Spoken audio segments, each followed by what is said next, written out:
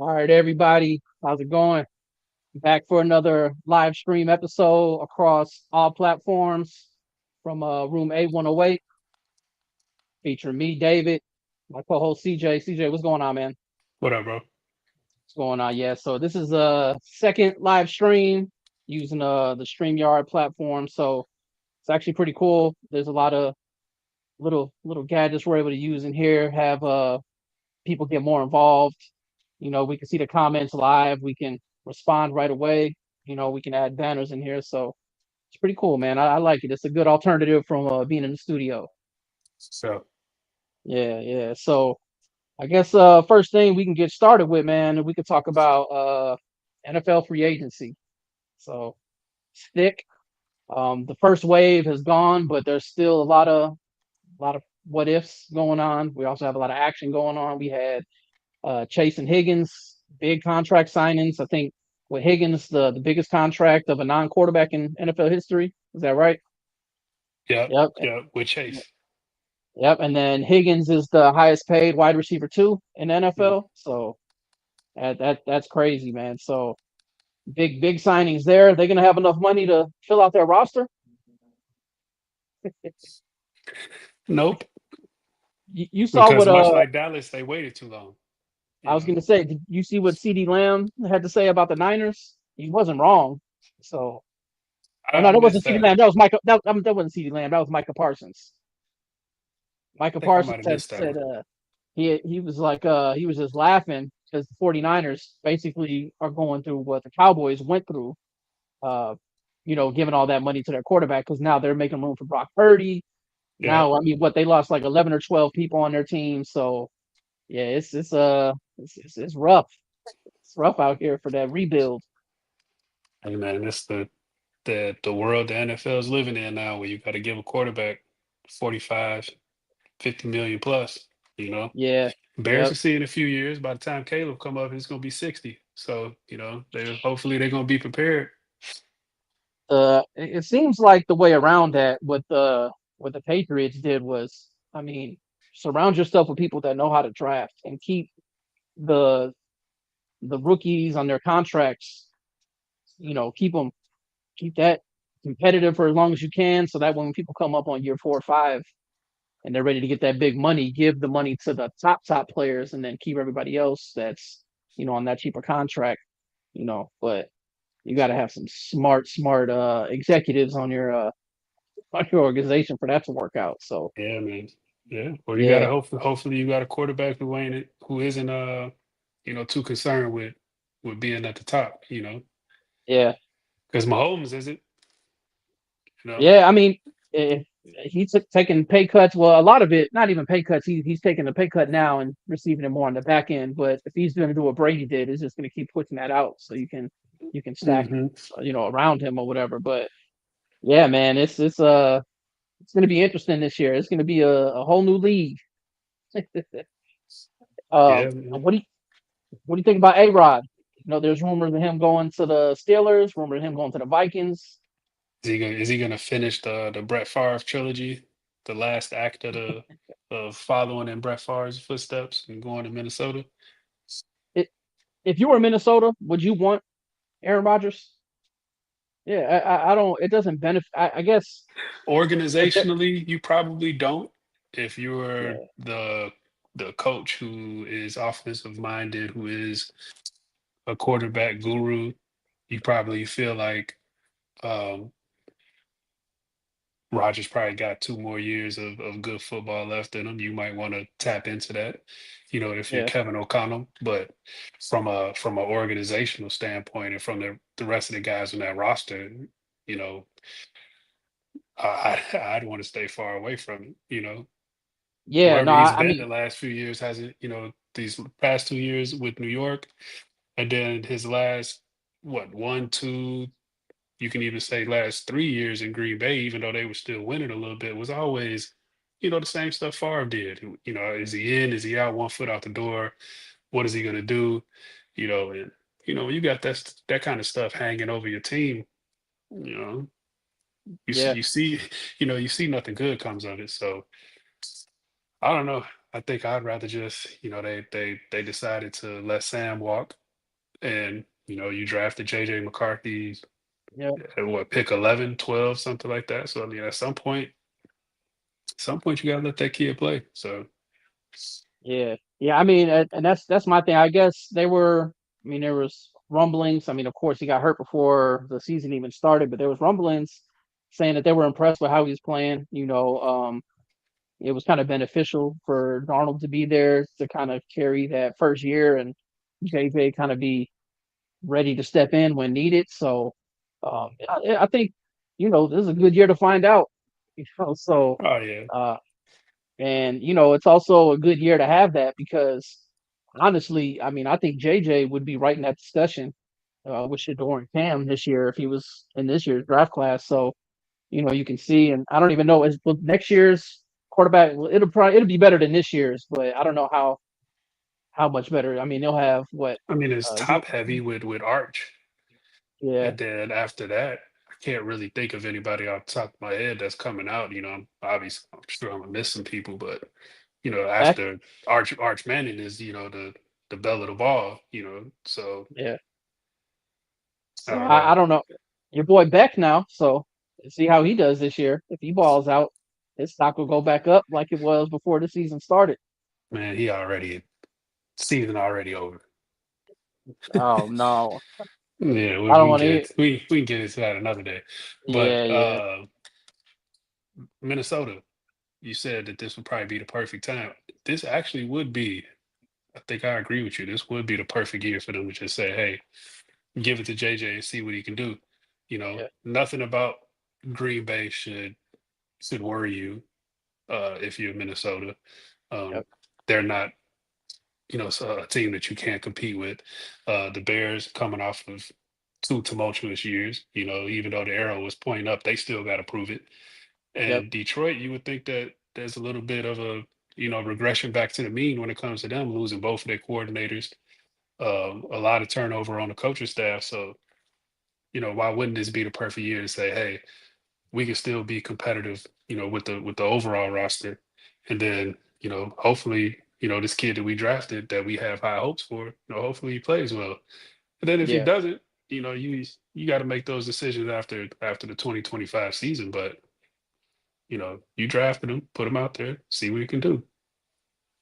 yeah, yeah. No, I'm anxious to see. I mean, because Darnold had such a good year last year, especially after him, pretty much revitalizing his career. I mean, everybody counted him out, but we'll see if a lot of that was coaching. 'Cause if it is coaching, I mean, he's only gonna benefit from it, JJ. So I mean, it's a good situation to be in. I mean, even from the Hmm. interview that we had with Pat, he just had nothing but good things to say about the staff there and everything. And you can tell, I mean, with O'Connell winning Coach of the Year, it's they're in a position for success. So I'm I anxious to think see.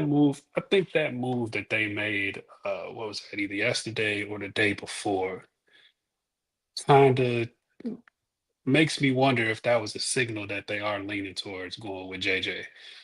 Yeah, Sending that package over to San Francisco to get another running back, yep, and the running game is, a rookie quarterback's best friend.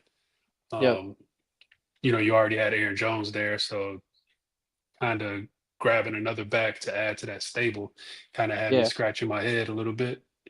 So I thought maybe that was a move that kind of signaled that Rodgers won't be the move, and they'll just go with JJ. And you know because I mean, he's still going to want almost $40 million a year. He's still Aaron yeah, Rodgers, so like, yep. you know just I, just I go with just go with JJ and let the Giants and the Steelers fight over do Aaron. you do you feel like Aaron has been humble enough to the point where he'll want to take a pay cut? No. what No. what what about that man has ever been humble? Every everything everything about Count dude double is check. everything about dude is Yeah, arrogance personified and boisterous, and look at me. There's nothing humble about the way he yeah, does anything. So what? There's nothing to tell me that he's gonna start doing it now. yeah. Hey Travis, that's what Travis just said. They need a running back. You know what I was gonna say too. with Who, them, Minnesota? yeah, Travis, you talk about Minnesota, right? I mean, they got Aaron Jones, but you team they need a two-headed monster. Is that what you're saying? Well, Um, they got it. You don't package up some pick, and I know they got another pick in return. Back with yeah, Jordan Mason, but you yeah, you went out of your way to trade for a running back. So yeah, that's who they're bringing in to be their 1-2 punch with Aaron Jones is Jordan Mason. So I wouldn't yeah, expect to see uh them looking to draft a running back high unless they yeah. find an you know What I was saying though is like not even running back, but I think that is one of the benefits of being able to draft later as far as these teams that make it to the playoffs. Because so like the Browns and the Giants right now, they're in that position where they feel like they need to get a quarterback, even though that quarterback isn't really the best person on the draft board at that point. Whereas like later in the rounds, like the Chiefs last year, they were able to get an Xavier Worthy. Where they were just like, man, cool, we got what we need. We'll just go ahead and pick up the best person that's available. And the draft kind of becomes easy at that point.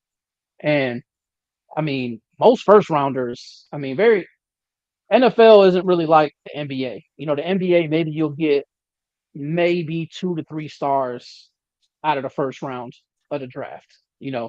And everybody else ends up just falling into the role player, or maybe even not in the league. But the NFL, the kind of you're expected to be almost like a franchise player, or not even franchises, like not an Aaron Rodgers quarterback, but you're expected to be a long term starter if you're drafted in the first round. So even if you're picking 32, so even second round, a lot of time they're expected to be starters. So yeah, man, it'll be interesting in the NFC North this year. I mean, let me know, because I know that's why I like doing this with you, man, because you'll let me know if I'm being biased. But um, I see Green Bay regressing this year. They're young, so I do see them getting better, but I don't think they did enough in the offseason. And I'm be honest, I don't. I think the more we're seeing of Jordan Love, the more flaws we're seeing of his. I'm not saying he's a hmm bad quarterback by any means. He's not a bad quarterback, but I don't think he's not that. We go from Favre and then Rodgers. I don't think he's going to fill that role. You know what I mean? He can be a sufficient quarterback, but I don't think he's going to change any games. I was I'm gonna be curious to see what they do uh skill position wise. Yeah. Um, obviously Josh Jacobs is there. He's gonna be the focal point of their offense. Yep. AJ Dillon went and signed somewhere else. I think it was Philly, but I thought that they would have been right there at the end when it came to DK Metcalf Yeah. because there's no Christian Watson. He's out for pretty much this full season. He tore his ACL in the last game, so pretty. I'm assuming he's out pretty much this whole year. So what do they got? Wicks and Reed, Romeo Dobbs. Um, that something about that screams they need something else. Yeah. You know, Tucker Crab. They got a couple good tight ends, but um, word is that they're looking to move on from Jair Alexander. So it's a lot. It's still a lot of question marks for them. So no, I don't think you out of pocket for saying that they're going to regress a little bit. I think everybody in the whole division is going to regress. That was the NFC North was kind of overachieved as a whole. You know Oh the, yeah. the you know the division as a whole overachieved. So Yeah.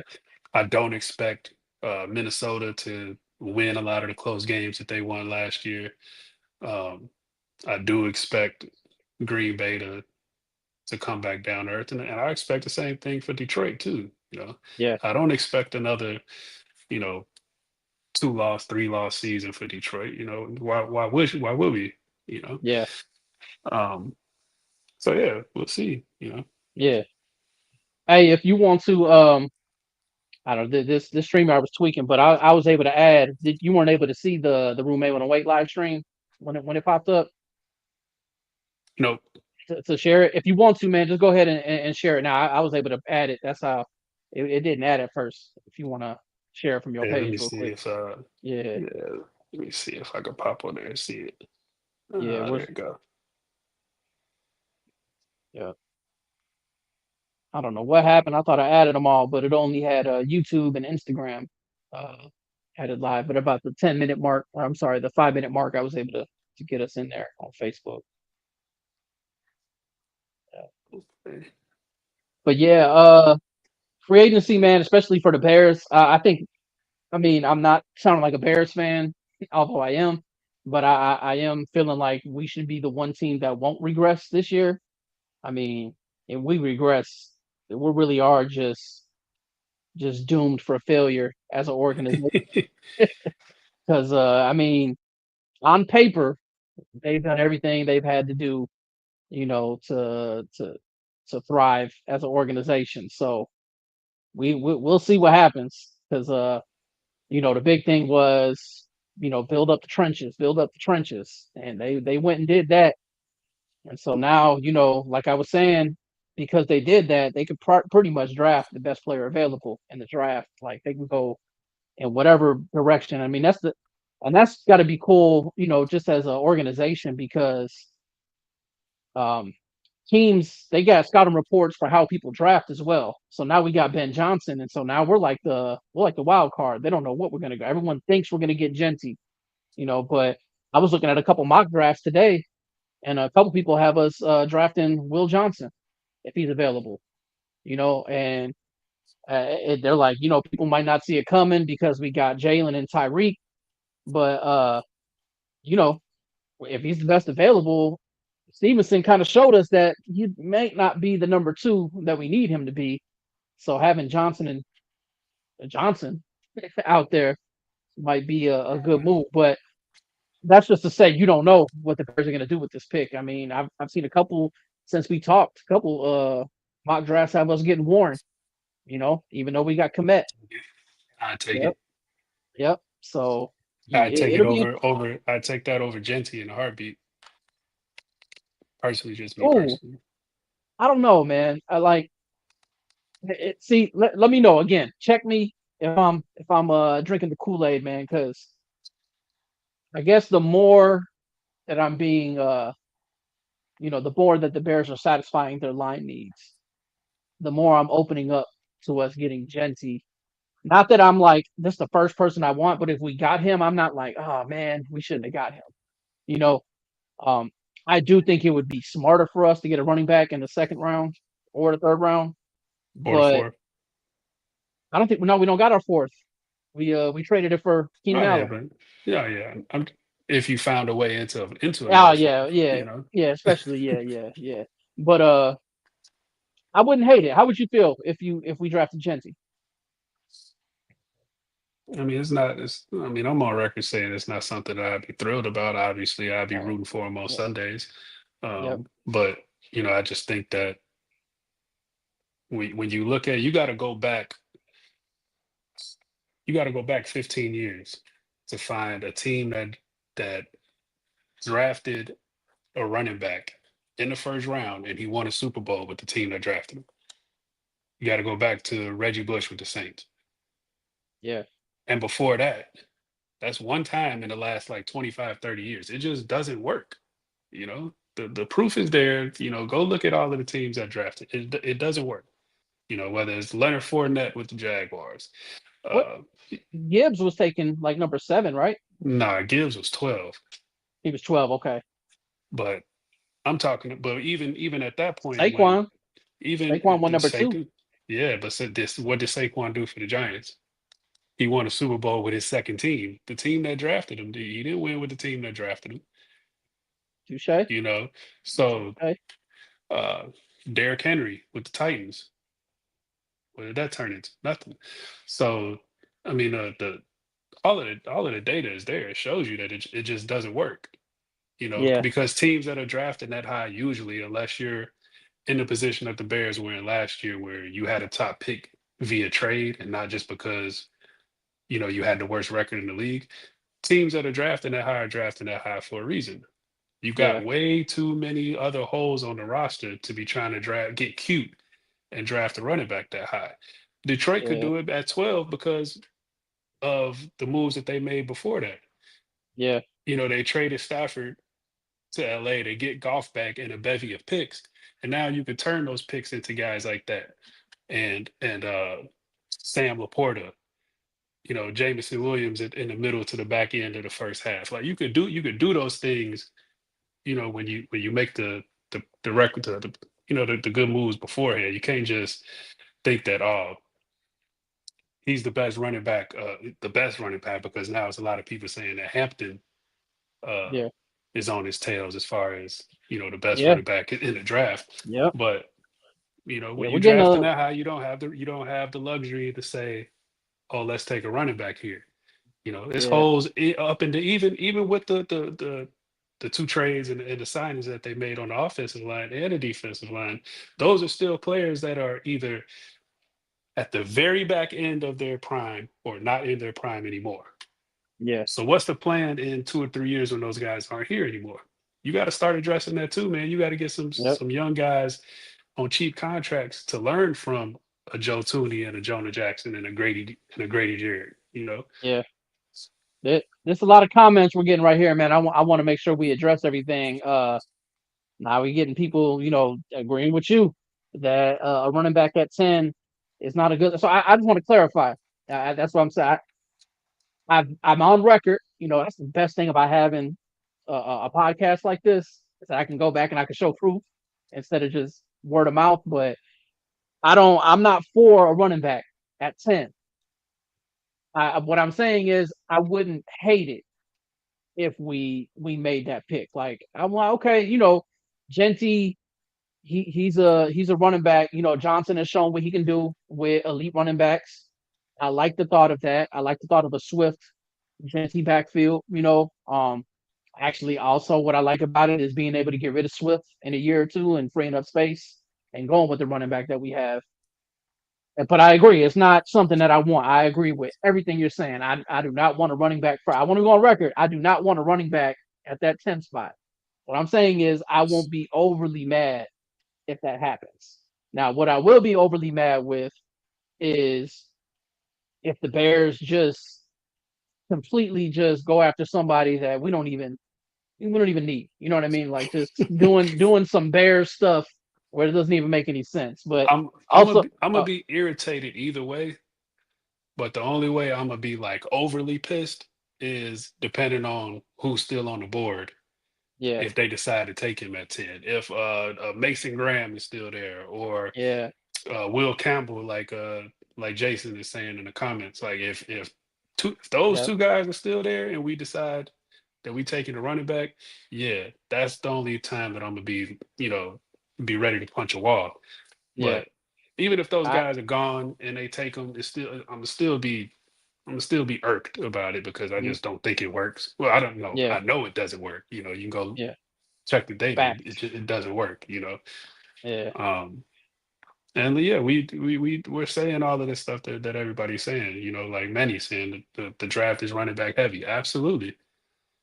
Why are you in a yep. hurry to draft a running back in the first or second round when there are guys I that are going to agree. be taken in the fourth or fifth round this year that probably would have you know round two grades or back end of round one grades if this was another year, another draft class. You know, Yeah. so Hey, I want to touch on this. What I have up on the screen right. Can you see the comments when they're popping up? yeah. I Okay. saw I saw Uh, I was reading this one earlier when you were talking when you yeah. said no excuses for Caleb. I wanted to touch on this because I've been on here and I've been an advocate for Caleb. Um, of course we had the whole Caleb Justin thing, but we're moving on from that. I mean, we're 2 seasons removed from that. But I agree with this 100,000%. You know, if it was the same, and I'm not, I just contradicting myself, but I'm only bringing it up for context purposes. It's the same thing for like what I said with Justin. Um, it gets to a point where you have to stop making excuses for somebody. So unless it's something obviously we see that it's another, I don't know, it can be whatever. Bears are the Bears. We get more creative with the way we lose and piss us off yearly. So you never know. But I wholeheartedly agree. I like the potential I see in Caleb. Of course, he had rookie mistakes. I agree with that. But if he doesn't show out and we're not at least getting better, like towards 500 or creeping towards the playoff area, it's bad, man. He's gonna get run out of town, especially the way Chicago is with their fans and the media. This is it because they listen to the fans this offseason. This is the first time in my lifetime where I can really remember where they really listened to the fans because it's like, all right, the fans said Caleb didn't do this because the line was bad. Got a line, right? Uh, Caleb had a bad coach. Got a coach. So he's in every position that he needs to succeed. So if he doesn't, now it's like, okay, it is what it is at this point. It was a bad pick. Chalk it up. Go back into the whole abyss of never-ending quarterbacks going through the Bears. Yeah, I mean, the only thing that would make me say kind of, pump the brakes on the whole,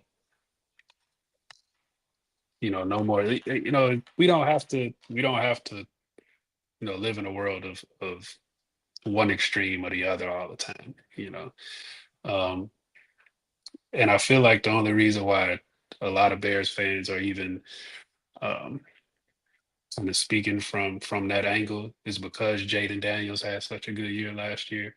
Yep. Um, and Bo Nix had a really good year, and took the Broncos to the playoffs. So, you know, everybody has that FOMO. If Yeah. they feel like, that should be us. Did we make the wrong pick? So I feel like that's really the only reason why so many Bears fans are now, standing on their soapbox saying no more excuses for Caleb. But a lot of them just aren't. They're not acknowledging how much of a dumpster fire last year was. You know, um, from offensive coordinators being let go, different play callers, um, a bogus head coach. All of that. All of that Yeah. needs to be taken into consideration. I mean, I do, feel like he has to take a major step forward this year, but I'll leave it at that. I'm not going to the extreme of like, oh, no more excuses, because at the end of the day, we don't know what's going to happen this upcoming year. So to Yeah. sit so to sit here in March and say no excuses when we don't know how the season is going to play out, there might be an excuse for him next year if he doesn't play well here or there, or if he doesn't meet a lot of our expectations. There may be Yeah. an excuse or a reason, I should say. I don't always want to use the word excuse, but there may be a reason why um, his year next year doesn't look like a Jaden Daniels from last year or a Bo Nix from last year. We don't know. We got to let it Yeah. play out, and we got to see, man. Yeah. Yeah. No, no, I hear you. I agree.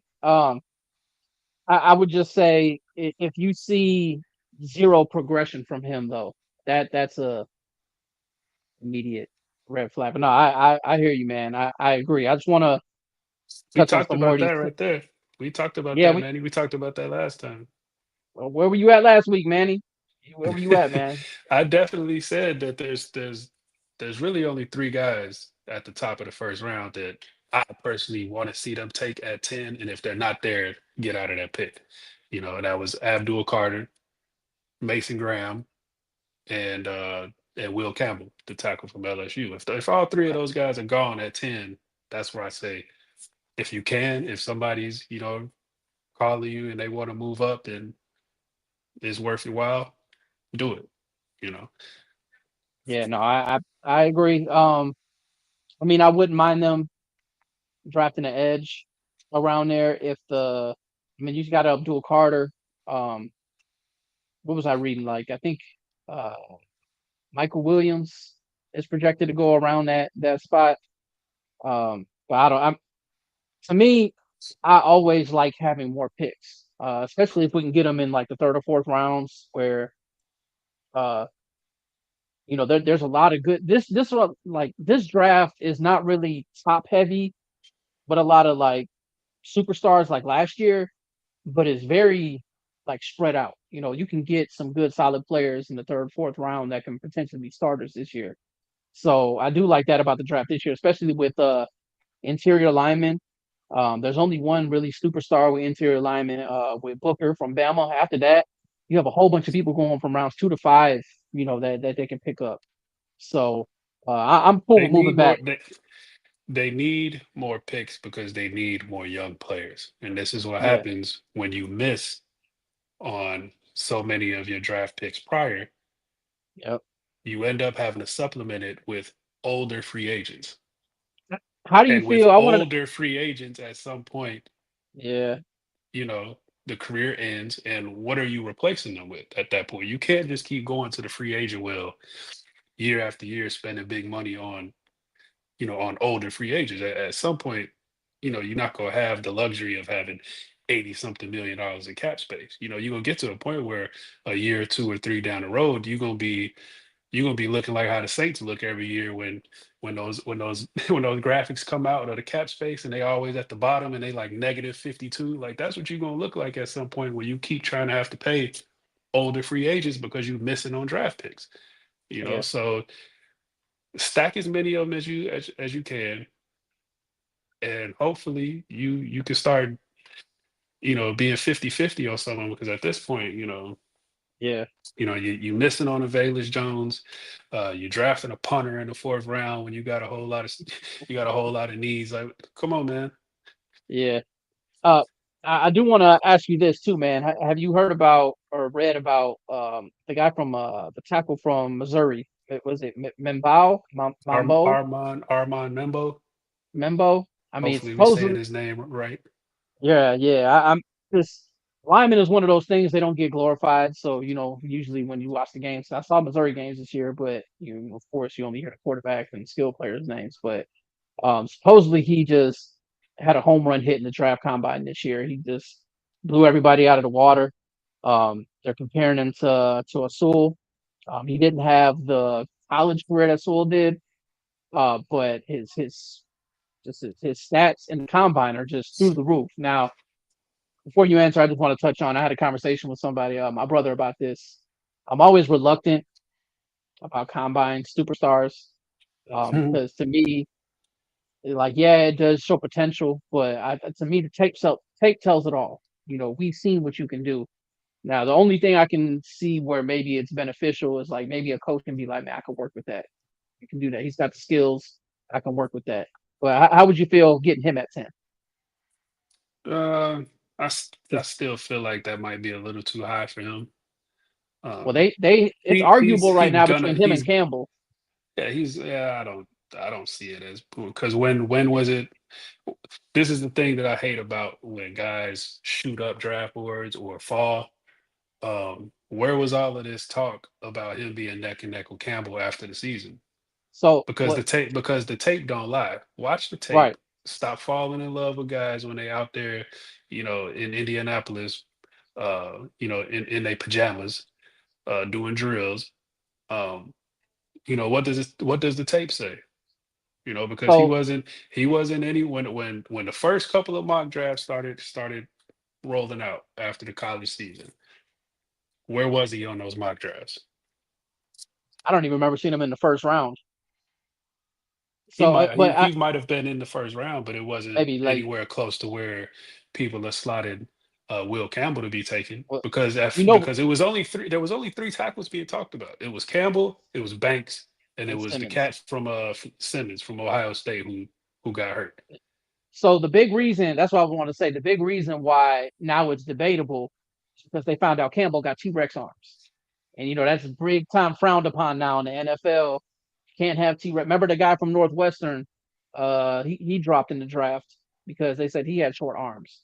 Yeah, then he So went out there and played his ass off and was he what, a Pro Bowl? He was either All Pro or he was a Pro Bowler for sure. yeah, You talking about Slater that went to the Chargers? no, not Slater. It began with an Well, S though. but he's one that said that everybody said he had short arms and he wouldn't be able to play tackle, and all he did was go to the Chargers, play tackle really well. Um, Yeah, I think you talking about Skoronski. Skronsky. Yeah, yeah, yeah. Yep. Yeah, but hey, but let Slater be an example that for every story that you got of a guy with short arms that can't play tackle, you could find a story of a guy who went out there and did I agree with you. I'm just playing devil's advocate, it. just relaying the story that's out there. Um, I get the ideology behind it because edge rushers these days are super athletes, and if you're spending more time reaching out because you don't have that, and you're not sitting back, aligning yourself, getting a good center of gravity, you're going to get taken advantage of. But my thing is, if you're in the SEC, quote unquote, the best conference in college football, you're going against the best of the best all the time anyway. So that's proven in itself. So no, I agree with you. I was just putting it out there about what I'm hearing, man. But So that I there's two it's two comments that I wanted to yeah, touch on real go ahead. quick. The clarification on that fourth round pick from Carolina. Traded that for I read that. So Johnson, there right? no, so there's a story that's been floating around. So Carolina traded Barkevius Mingo, the wide receiver. They Oh traded yeah, him to Dallas at the trade deadline, and they got a fourth round pick back from Dallas. But yeah. now I guess somebody was doing some digging, and over the last couple of days, even on the NFL's website, they have that fourth round pick that Carolina got back from Dallas listed as going to the Bears. Is that So one of them compensation picks? no, because there's nothing that they're supposed to. There was I nothing know if listed as them getting a compensatory pick or anything like that. But yeah, even if they did, that's a pick that comes from the league. Compensatory picks aren't awarded yeah. from another team. Like if So Cunningham would have left for the Jags, I know we they would have would have got got two that was thirds. third round. Yeah, They would have got a third this year and a third next year. But yeah, I think eventually somebody's gonna have to clarify that. But I yeah. saw the story and nobody has yet come out and clarify whose pick it is. I'm just gonna assume that it's Carolina's pick, and maybe there's some wires crossed on the Bears Panthers trade and who they thought that Uh, I don't know. But and then the other what was the one, other? This one with 10 Jason. has no the 10 has to be a pass rusher. Because I think, well, we can go back to JC's comment real quick. Does Yep, Post keep his job or does he need to be fired? If next year is such a disappointment that we're talking about Post being fired again, throw he all needs this to be shit in the fired. garbage, bro. Throw all of this shit in the garbage and let's move on and find another team. I agree. You know, I don't. We all we. I'm starting to get upset because Bears fans, we're the only ones that do this doom and gloom shit in fucking March and April, bro. Like the draft ain't came yet. Training camp and OTAs ain't came yet. Nothing. And it's like we already talking about the end of next year and who's going to be hired, fired, and the next coaching cycle, GM cycle. Like we're the only fan base that does this. Trauma bonding. We trauma bond, man. I don't That's want what to it do is. that no more, man. I don't want to I do never that no more, wanted to. bro. No, I I don't want agree. to. I don't want to do it no more. But I don't know, Yeah, man. We'll see how the season plays out, and if he deserves to get fired, he'll get fired, and then we all need to go find something else to do because this shit is worse off than we could have ever fucking imagined yeah. at this I point. want. I wanted to touch on this because if anybody got some money that want to sign us for a TV show, just a comment right here because we are ready to blow up. Hey, send us your best endorsements, and we can make it happen. Feel We're like ready to 10 go. has to be a pass rusher. Yeah. Yep. I feel Um. like after Carter, it's a big group of guys that might be interchangeable. Whether that's uh Michael Williams from Georgia. There's another guy from Georgia, I think. Uh Mike Green from Marshall, James Pierce Jr. Oh yeah, I feel that like it's Jalen a Walker. That's the guy from Georgia. I feel like it's a lot of them dudes who, So, it's one of those positions where Carter's here and then everybody else is just fighting for, like that second tier. did you mention Stewart from Texas A&M? Kamar Stewart, but he's a combine darling. Yeah, that's what I'm saying. He's shooting up. He's another one. He's shooting up the Yeah. draft boards too. Yeah. Who So would one of the things that I really want to look at, I want to go back over the last 4, 5, 6 drafts maybe. And mhm. I want to go back and look and try to find guys who were drafted unexpectedly high. And I want to see what their career turned out to be. Yeah, especially if I can go back and try to pull up these combine heroes, Because see how they. it's always the quarterbacks for one. Yeah, Will Levis, one of the easiest ones to point out who that didn't go well. Um, but yeah, like that's what the combine, and that's why more and more of these guys you see just saying like it's not worth it yeah, to even go. Let me just go and maybe do the interviews and I'll handle my pro day. But you got I don't know. I try not to get caught up too much in the combine stuff because it happens every year. yeah. I think we're all just so bored, With with the with this lack of comment, football. here, I kind of I don't know if any of those players will be available in the second round, but we touched on this the last episode too. There's a couple guys that are good quality edge rushers that'll be around in the second, especially around when we pick that Princely guy Princely. from Ole Miss. He's another one. But before we go on, man, I want to. It's funny because we were like, man, we might not even touch on the draft. We might end full we're elbow deep in it. Um, with trading back. I mean, you see my shirt, but again, I'm trying to be unbiased here. Um, if we trade back, I just want to say this, man. He's not as good as Mason Graham, but Kenneth Grant is a dog. Okay. So if we trade back to like the 20s to the mid 20s or whatever, and he's still around, I've seen this man chase down a running back, and this dude is like 6'7", 340, 350 pounds. So this dude he's a dog. Now I don't know how much of that was a benefit of playing next to Mason Graham. Um, but he's a dog, man. I think that would be a good pick. I think we also need to start looking at we got a lot of our needs filled in free agency, but we didn't get any youth in free agency, with the exception Nope. of the guy from the Colts and Hmm. Dahlman. Besides that, I guess Jonah, he's younger too, but we'll still see. I have my reservations about him, but we'll see. Um, we need to get another interior lineman. We need to get another interior offensive lineman and defensive lineman. So there's a lot we need to address. Linebacker is another thing we need to start looking at. It's a lot. Also, think about safety. We really haven't heard much about Brisker either. Is he good to go? Is he not? Is he iffy? Is he on the tour route? So we need to see with that. I wouldn't mind picking up a safety in the second round or first round. So yeah, Yeah, we'll both of your safety positions are kind of question marks when you start looking to the future because Kevin yeah, Byard was signed last year on a he up 2-year there. deal, but this Yeah, is his third team and he's well into his 30s. And that's not somebody that you're going to be counting on 2 seasons from now. And yeah. like Brisker, can he stay on the field? With the way his playing style just doesn't really lend you any kind of hope and faith that that's going to be a dude that you're going to see suiting up for the Bears for 5, 6, 7 years down the road. Like, I've seen a I don't know. couple It's mock like drafts, Bob Sanders vibes. man. But if you could take those 3 years of Bob Sanders though, Oh yeah, we'll take it. And it's that's it. exciting. It's a style of play that we all like to see when it comes to football, but you know, That's it. it It's it three, don't three it and don't out. give you no longevity. I've seen a couple mock drafts where we're supposed to.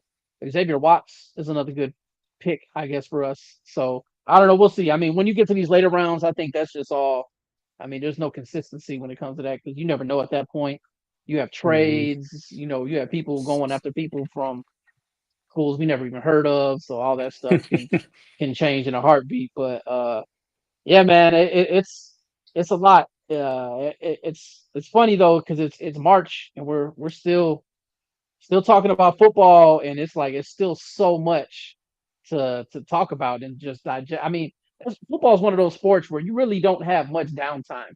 You know, it's like you could talk about it all year round if you got to. So, Yeah, but you got like the 2 weeks from the day the Super Bowl ends to the combine is really what, only like 2.5 weeks or something like that. So yeah.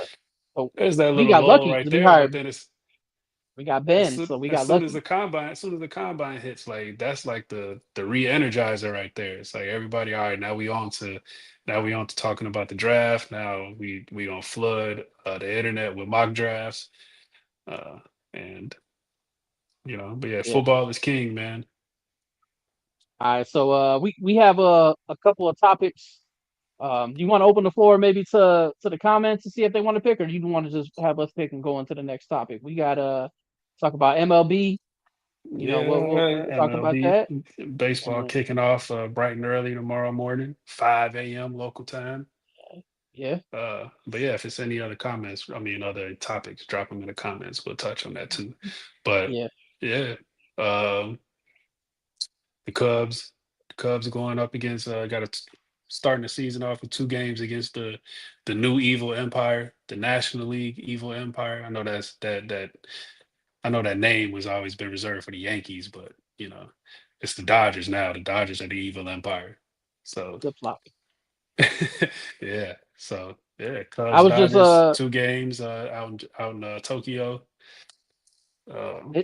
it's so easy to dislike the Dodgers now. Actually, I was just looking this up on my phone before we went on. I was just looking at. I was like, I like any sport, man. I like to always look at what are the odds of teams making the playoffs and winning the championship before they've even played anything.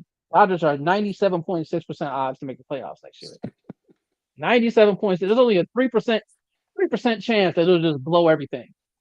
So I'm like, man, that's and then the Braves are right there with them. Braves have a 90% chance making the playoffs next year. So and yeah, I mean so The Dodgers have uh, they have three starters in their rotation that would be aces on any other team in the league.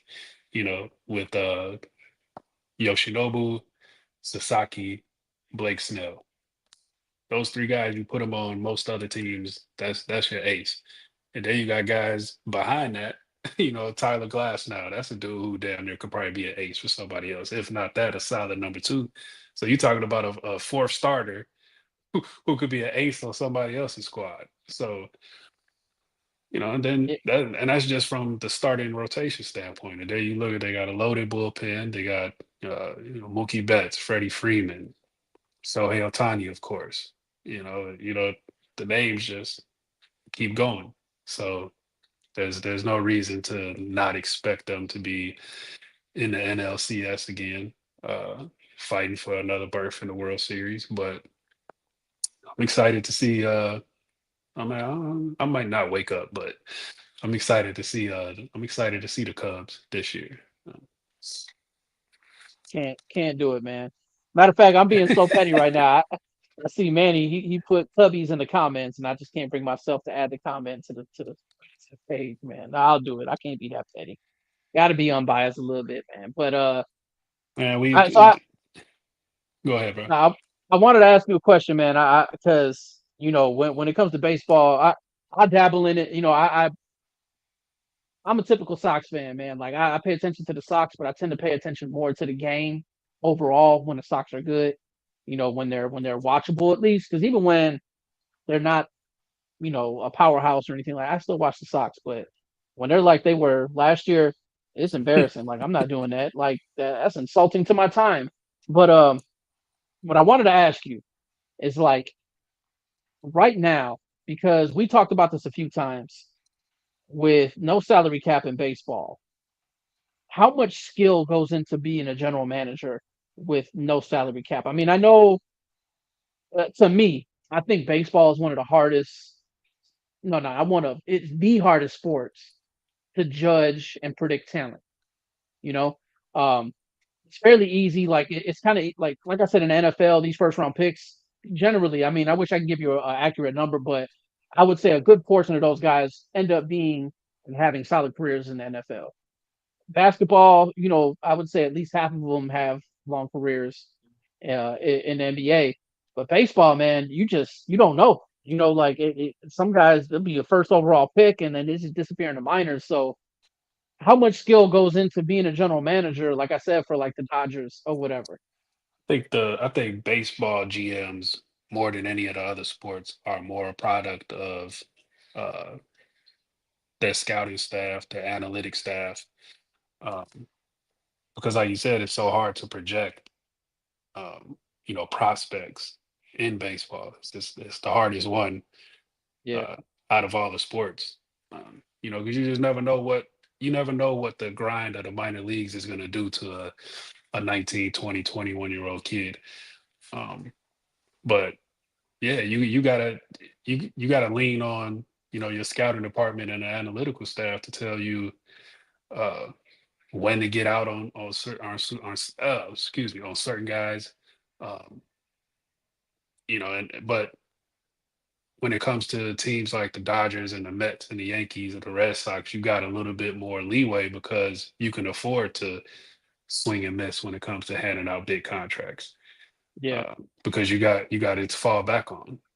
When you're the White Sox or the Rays or the Pirates or the Reds, you don't have that luxury to swing and miss. Like if you're gonna go out there, you're gonna spend it. It has to hit. It yeah, has to. And yep, if it doesn't, you can kiss the next 3-4 years down the drain. You yep. know, but I don't know. You said something about a salary cap. It's coming. Yeah, we've It's been talking about that a absolutely couple coming. times. So A cap and a floor. A that'll salary totally cap and a change. salary floor. It'll totally change the dynamic of baseball to me, and I think for the better because now you'll see more of this. You'll see more competitiveness because now the just for lack of a better term, the bottom feeder teams as far as revenue, they'll have a better chance. You don't have to have like a money ball scenario to come up with to try to get your organization turned around and try to finesse, the numbers just to make it work. But yeah, no, I mean, so also before I talk, I wanted to ask you this like the last 2 or 3 times we talked about baseball, and I never got the chance. But why hasn't the NCAA adopted wooden bats yet? I don't really. It, I would at first blush, my first kind of the first thing that pops into my head would just be from a purely financial reason. You don't see a lot of metal bats being destroyed at the rapid rate that you see wooden bats being destroyed.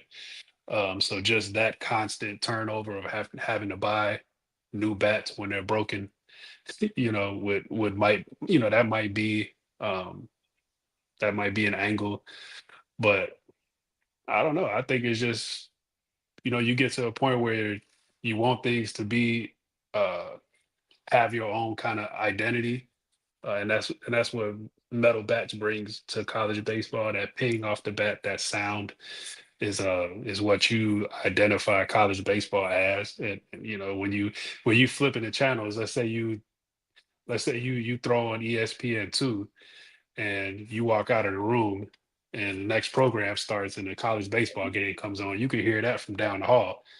Oh, it's a college baseball game on, you know. yeah. Um, so that would be the only thing I could think of is just maybe just money, Okay. money and just wanting to keep, that their identity. What are I mean, I don't know, but so I used to when I worked at the for South Holland, the parks, well, not parks, but recreation, the center. We had the men's softball league over there, 12 inch. Um, Even those bats, the aluminum bats, they're expensive. They're not cheap. So I can only imagine the bats they got in college and they're aluminum. Are the wood bats, are they that significant in price? Like I would think the wood bats would be a little bit cheaper, no? But I Uh, mean, s- I don't know. well, I mean, they could be significantly cheaper than the metal bats, but when you have to Oh, when keep you're buying buying them them, over and over and over again because they're yeah, broken because you broke 3 or 4 of them every game, and yeah. you know and Because that's just I don't, and that's just in the games. What's yeah, happening in BP and in practice, behind the yeah. scenes, that these bats can, that's the first thing that I thought of. Maybe I'll look into it, ask around, ask some people. Maybe I'll I, ask my boy Kyle Schatzberger if he watching. Hit me up, bro. I, Let me know. I only I only ask because it just to me it seems like it would be a better gauge, if you look at hitters, you know what I mean? Like It's got to be a difference in weight. It's got to be a different in bat speed, um, comfortability as far as that the recoil. Making contact with the ball. There's got to be significant differences.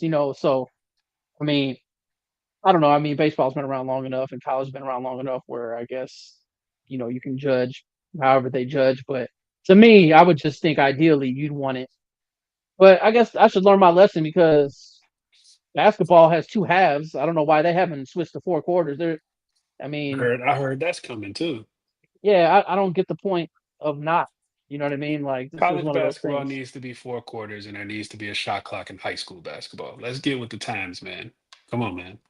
I You don't even see that? understand why. I don't even understand why these those two things haven't been rectified yet. Did you see that?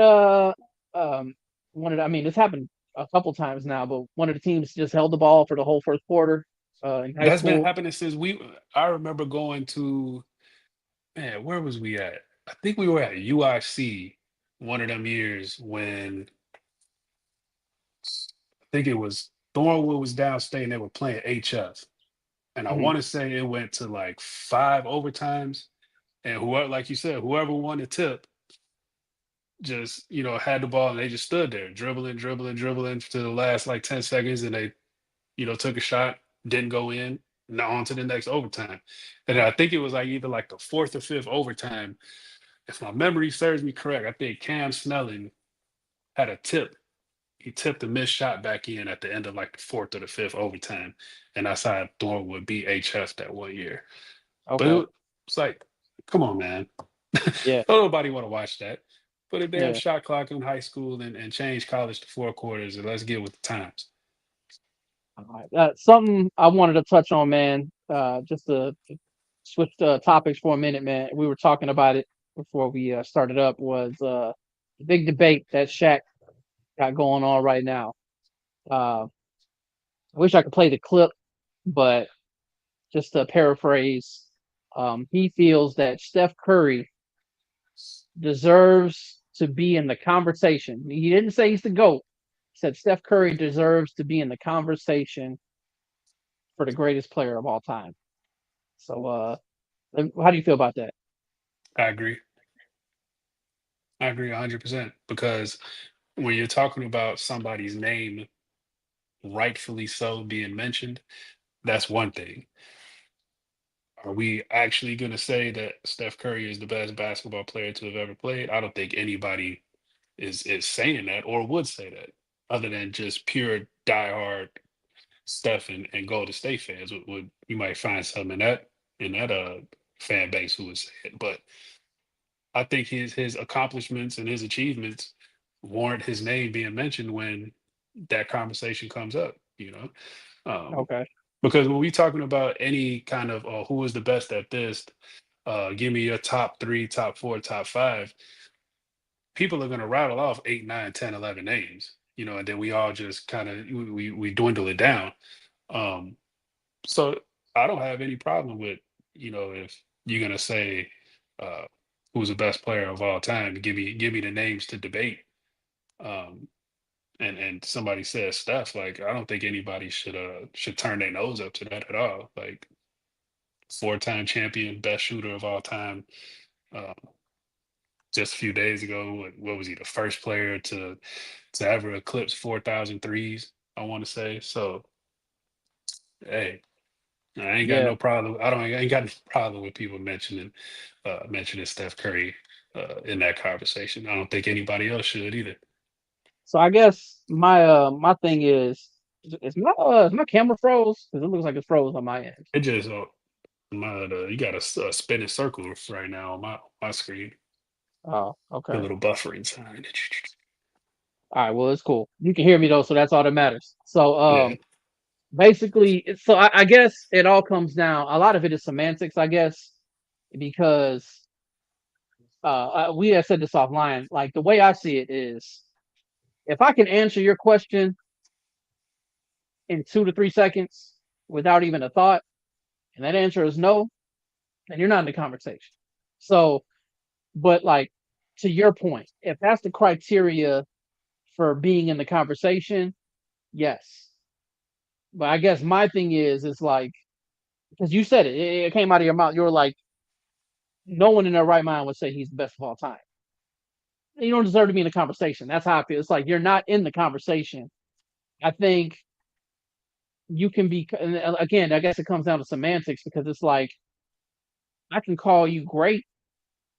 I can say you're one of the greatest, but you're not the greatest. Like it doesn't take me long. First of all, I don't even think he's the best point guard of all time.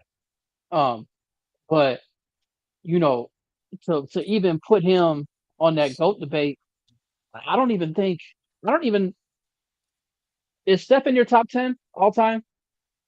Yeah. All right, so let I look me. at it like if when your name is brought up, if people have kind of like an extended argument for you, and they can pull Mhm. a notepad out and they can list your accomplishments and reasons for why they're bringing your name up, I think you're warranted in that conversation. I think Steph is a lot different than somebody saying um, Gilbert Arenas in Okay. that conversation. Like those are two totally different players, two totally different sets of accomplishments. And I didn't say that, for Gil to catch any strays, but like if I can pull a notepad out and I can start listing off reasons why I brought your name up, then yeah, you deserve to be in the convo. Okay. I feel like so I think like top five all time. If you're a top five player all time, you deserve to be in the combo. And like I'm trying to think, I'm just going through. I mean, not even in any order. I mean, you got Jordan, LeBron, Kareem, Wilt, Kobe, Shaq, Bill Magic. Russell. I mean, yeah, he might be in that 10. He might be around in 10. I mean, Tim Duncan. So he may be in the top 10 all time, but I don't know. And like I said, I guess it comes down to semantics because, like, do you have him as the best point guard of all time? I think I probably still have him second behind Isaiah. Oh, Isaiah, Yeah. not Magic. No, I'm sorry. I do have Magic, then Isaiah, Okay, then Steph. Then Steph will be in that conversation of third right. point So when it comes to point guards. because with Steph, and I did say this. This is what I do want to give him credit for. Um, More so than any other player that I've seen in my lifetime, probably even more than Jordan.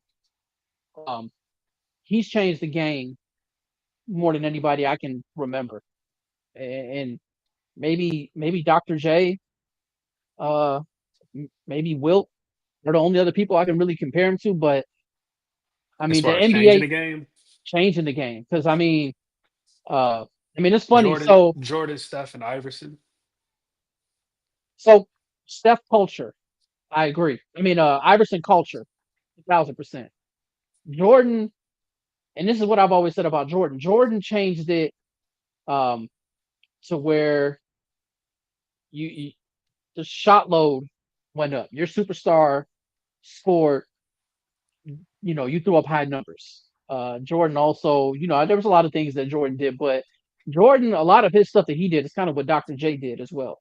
Um, as far as like style, uh, just being you know, a high riser. Like, Dr. J kind of did that. The only reason why I say Wilt is because it's funny. I want to say a quick story that I remember hearing on I think Bill Walton told it. He said it was when they did the 50th anniversary and they had the top 50 players of all time. They said at the end of it, Wilt and Jordan were in the corner arguing about who the GOAT was, and Jordan's still playing at this time. And Wilt wasn't going for none of that. Wilt was like, man, hey, I'm the man. I got 100. Going back and forth, and Jordan's like, well, I got 5 rings. I don't think he had 6 yet. And Wilt said this. He was like, just remember this, young blood.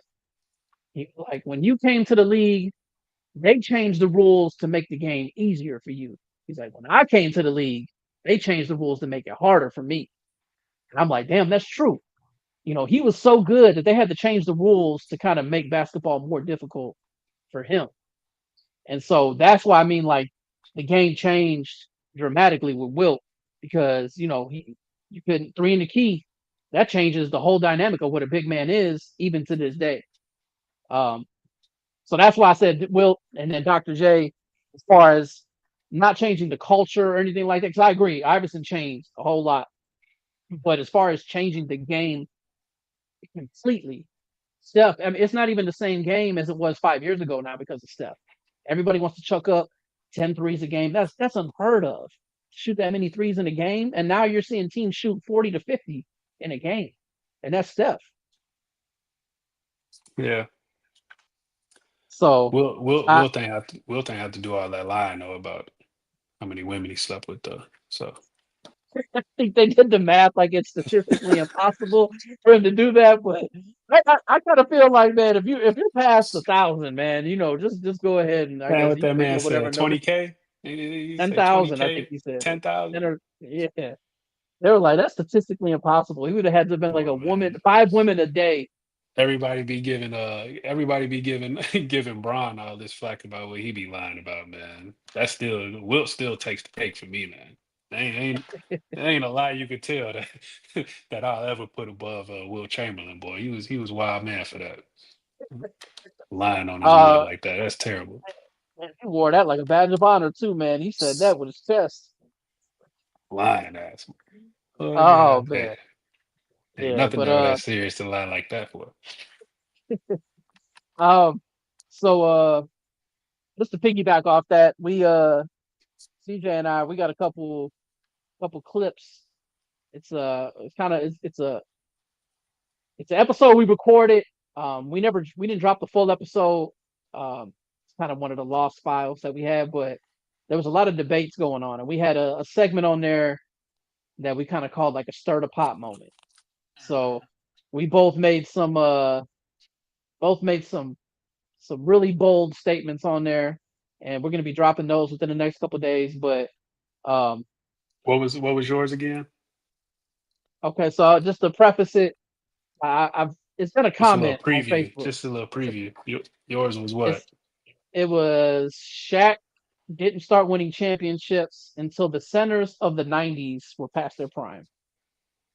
The Hmm. elite centers, I'm sorry, the elite centers of the '90s were past their prime. And then yours was, go ahead. Floyd. What about it? Something along the lines of like You, you want me to? Floyd. It was somewhere around Floyd, like the worst thing that ever happened to boxing or something like that. Yeah. Somewhere along those lines. I don't know if I took it that far to that extreme, but Oh, you went there. You were hey, if I you did, I were still stand on it. If I did, I you still were stand on it. you I said know at least I know many will be on my side with that. So at least I know I got one person in my corner. yeah. So you said Floyd is the most overrated boxer of all time. There we go. There we go. There we go. So Standing on we it got too. we got points to back up what we were talking about. So we want you all to go check those out, and we want you to chime in, let us know what you think. Just more ways to be engaged with everybody because I think that's the fun in sports is being able to debate. Um, I mean, nobody got to fight about it or whatever. It's not even that deep, but just to be able to voice your opinion. And I knew he was gonna say facts. He liked that one, man. Hey, if I don't know nothing, I know that many will be on my side with the Floyd hate. It's one thing I Yeah, know for sure. I know that, and I know Dominique Jackson is the world's biggest Bears hater. Those are two guarantees I can give you right there. Those things I know as unequivocal facts, bro. hey, I was actually looking forward to Dominique coming on today because he changed his story so much when we had that Bo Nix Caleb conversation. Uh, I had to leave that and I one was alone because he was just like the the the length some people will go, bro. just When it not just comes to to say their they're not wrong. fandom, to when it comes to their fandom is crazy. Once that man said that the Denver Broncos had the worst roster in the NFL, I was done with that combo. How you Did got you the even worst roster? How do you have the worst roster in the NFL and your team was in playoffs last year? Those two things don't go together, sir. did you see what my rebuttal was? So I had time, so No, because I told you I got up out of there. I didn't want nothing to do with that conversation no more. the Denver Broncos had 5 All-Pros on their team. That was like the fifth most of any team in the NFL last year. That was the worst roster in the NFL, bro.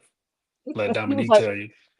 I was like, what? And then he was talking about all this stuff. They had no first rounders. They have 4 first rounders or 5 first round. I'm like, that's not average. If you think about it, most people keep their first Hey, rounders for 4 or 5 years sometimes until their contracts are up. sometimes you gotta let people have it. No love lost, still my boy. But sometimes just some conversation, you can just have it, bro. I don't A want no lot, parts of it no more. a lot of times I do. Until you admit the faults of your argument and backtrack and say, hey, let's revisit this because I done gained some clarity. Yeah, Then maybe we can talk about it again. But if you just go keep standing on that nonsense, then hey, you can yell at yourself in the comments. I'm gone. yeah. A lot of times, especially like if I'm at work, I'll just keep scrolling. But if I got time, I'm like, oh man, I'll indulge. I'll indulge with a little trolling for a day. Even when I do have time, I don't have time. Well, shoot, Not all right. not not for that. Hey, before I get off here, tomorrow, like we said, tomorrow is the unofficial start of the MLB season. Even though it's gonna be 2 games and they're gonna be on a hiatus again for a week and a half. But uh, give me your way too early World Series prediction. Oh, I mean, based on what I just saw, based on what I Dodgers just against saw, who? I'd have to say, uh, do I want to say Yankees again? I would say, I guess I would say that's what I want to see. I would want to see the Dodgers versus the Yankees, and I would like to see the Yankees kind of put a rat a tat tat on them, just because they're like, no, we're still the Yankees, even though I don't like the Yankees. But I don't know. I Yeah, guess that's what I would go with. If I was doing my Vegas bet, I'd go with that. yeah. So the Yankees got a lot going on right now. Garrett Cole looking like he's gonna be out for the season again with another Tommy John surgery. So their ace is Oh, down. mm, Giancarlo Stanton looks like he might be out for the year. He got two old man elbows. He got tendonitis in both his elbows. Some weird craziness like that. So yeah, I'm just to be a contrarian and not pick the Dodgers. I'm gonna pick the Braves in the National League. And then give me Baltimore. Give me the Orioles. okay. You know what? Also, I would like to throw in like they're the new team that I hate almost as bad as the Cubs, but it's kind of hard, man. The Astros, it's kind of hard to go against them too, man. So maybe Yeah, another one. Kyle Tucker's gone. He's with the Cubs now. The Cubs are my pick to win the NL Central. But Kyle Yeah. Tucker's gone. Alex Bregman's gone. That core just isn't really a core anymore. Got a lot of guys getting up there in age. Jose Altuve, they moved him off second base, sent him out to the outfield. Um, so I mean, they'll be in it. They'll be around because that's what good organizations do. They'll stick around. But Yeah. I don't I don't know. I got them behind. I got them behind Texas Okay. All right. in Yeah. the AL West. Yeah. Well, we'll see.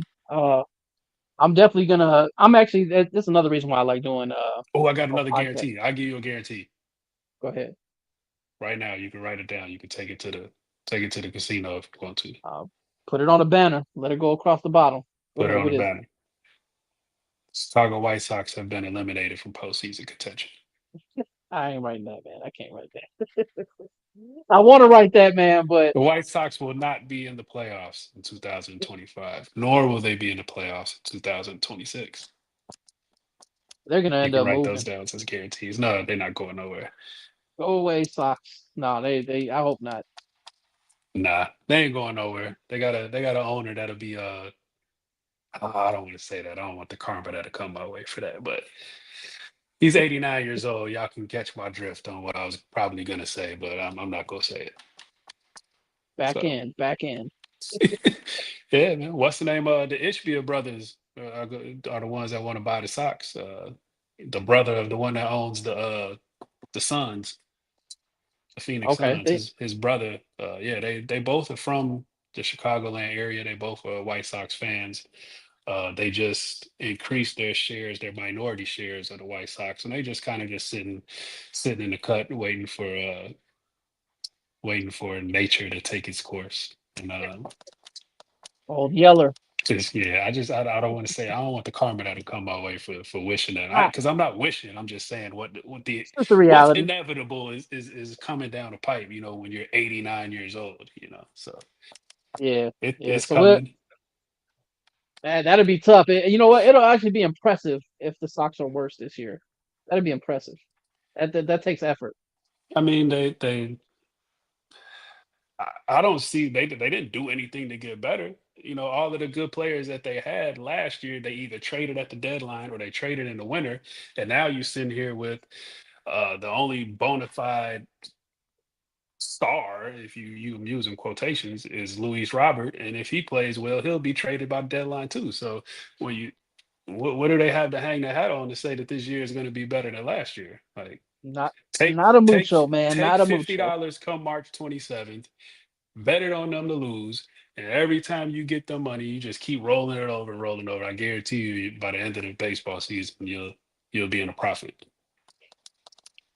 It's Double down on that. another one of CJ's keys to betting baseball in Chicago is fade the White Sox the entire season.